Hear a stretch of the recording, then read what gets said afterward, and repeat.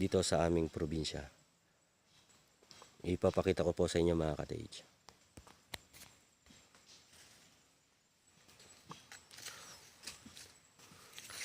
Ito po yung sinasabi nilang nara.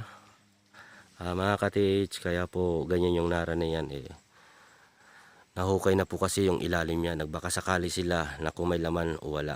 Actually mga ka-TH, nail marker po ito. Ito po yung pako mga ka-TH. Yan.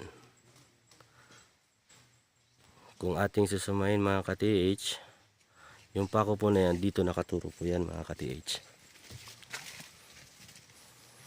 Dito po sa baba mga ka-TH. Base sa aking pagre-research sa YouTube, nagtanong na rin, ang sabi naman nila, wag daw tayo magbasihan sa harap, bagkus sa likod mga ka-TH. Mga ka-TH, actually mga ka-TH, itong pako na to mga ka-TH, niyupinan nila to mga ka-TH, pinabalik ko lang dahil iba-vlog ko mga ka-TH. Medyo nakaturo yan dito mga ka-TH, level yan dito. Hindi naman talaga nakanguso to mga ka-TH Sabi naman nila, babasihan mo sa likod.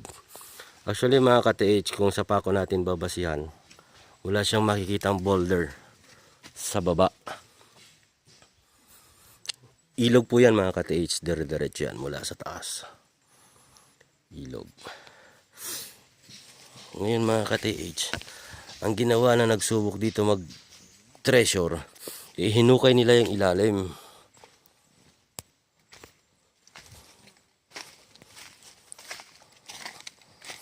Hinukay nila yan mga ka-TH, ang ilalim. Kaya ang nangyari ka-TH, namatay yung puno. Tapos mga ka-TH, nung buhay pa raw ito mga ka-TH, yung puno na to, ito ang pinaka napansin ko, yung marker na to.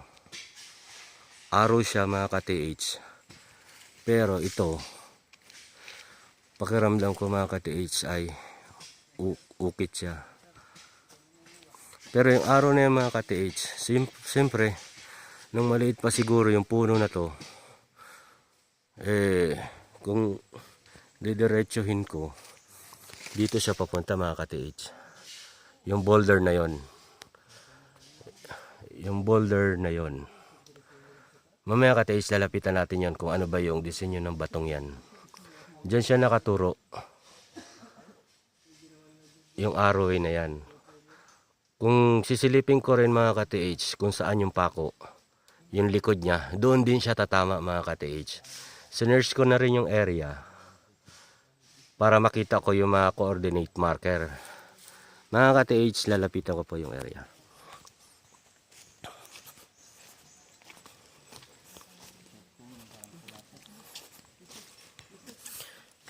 Ito mga ka-TH.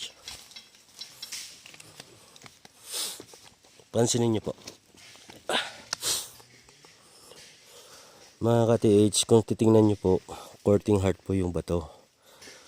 Magsisemi rin siya triangle.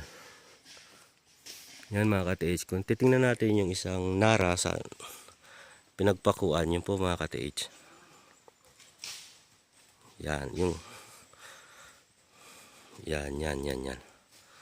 Actually mga ka-TH, dito nakaturo yan Base sa likod din ng pako. Nasa likod po kasi niya mga ka-TH yung pako.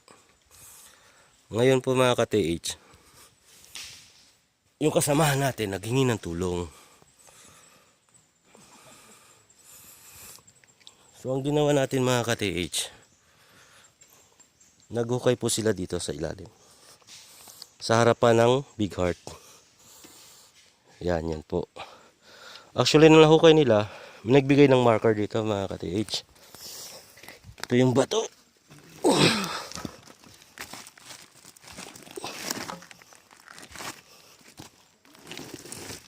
Yan mga ka-TH. Yan po yung bato sa ibabaw. O tinatawag nilang surface trail marker. Sa ibabaw lang po yan mga ka-TH, sa harapan ng tulis ng puso na to.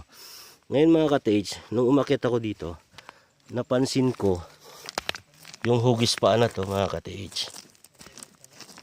Sinukat ko kanina mga ka-TH. Yan. Tapos, napansin ko rin, paglinis ko ng dulo ng puso na yan mga ka-TH, may butas siya dito. Sinukat ko rin siya 1 meter. Ang alam ko equivalent nito, di ba mga ka-TH, is 5 meters. Mula dito naman mga ka-TH, sa paa, sinukat ko yung layo. Aabot siya ng 8 inches, equivalent 8 meters. Mula sa dulo ng lalaki papunta sa butas. Mga ka-TH, sinubukan ko na rin, naghanap ako ng coordinate niya. May nakita rin ako dito sa taas na butas, almost same. Inalign ko na lang siya dito, gaya ng sinabi nyo, kung paano hanapin yung another marker at saka yung arrow way. Ngayon mga ka-TH, susundan ko po yung layo ng 8 inches papunta sa tinuturo ng arrow way. Mga ka-TH, comment lang kayo kung anong maibibigay nyo suggestion para sa ganun di rin kami magkamali. So mga ka-TH, i-arrow way ko po yung tinuturo ng heart. Yan mga ka-TH, papunta yan doon sa puno na yon. Yan, papunta yan doon mga ka-TH. So magsusukat ako ng 8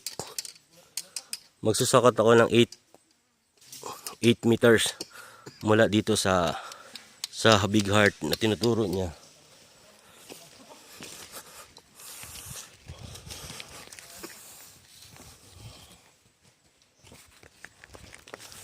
Ito mga ka-TH, tatry natin ha.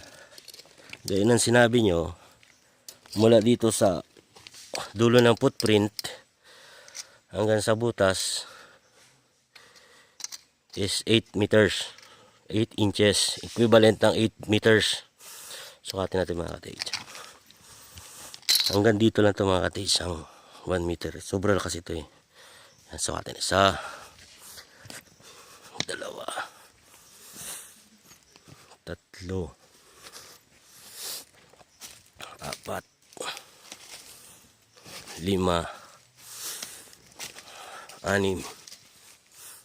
8, 7 mga ka-TH, 7 hanggang doon. Ngayon, may coordinate marker siya dito, diretso. Tapos, sa laking puno nito, tingin ko nasa 60 to 70 ang edad nito. Sa ilalim niya may bato maaring siguro ito yung pinaka marker niya na kinain ng puno. Mga ka-TH, suggestion lang, comment kung mabibigyan nyo kami para makatulong rin naman sa grupo. Yan po yung pag-analyze ko base sa naintindihan ko po mga ka-TH. Tsaka ito nga po pala mga ka-TH,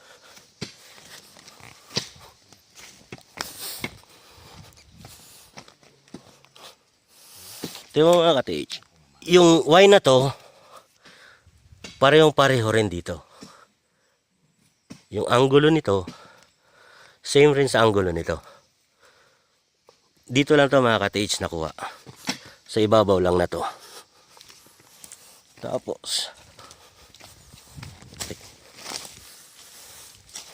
Tapos tong area mga ka-TH, sa mga gilid ng puno na yan, kung titingnan ko mga ka-TH, likod siya ng pagong na nakasubsob pababa.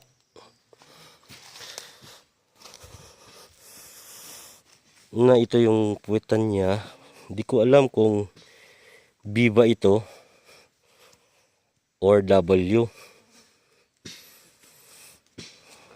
Nakayuko po yan mga ka-TH, kahit saan ang gulo mo tingnan. Kita mas maganda. Yan. Likod ng pagong. Yung ulo niya nakababa. Pero pakiramdam ko wala siyang ulo dahil Nung hinukay namin yung harap, mga ka-TH, yung hinukay dito yung harap,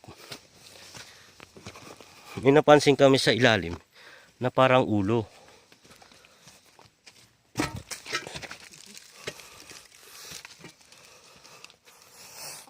Yan mga ka-TH, oh.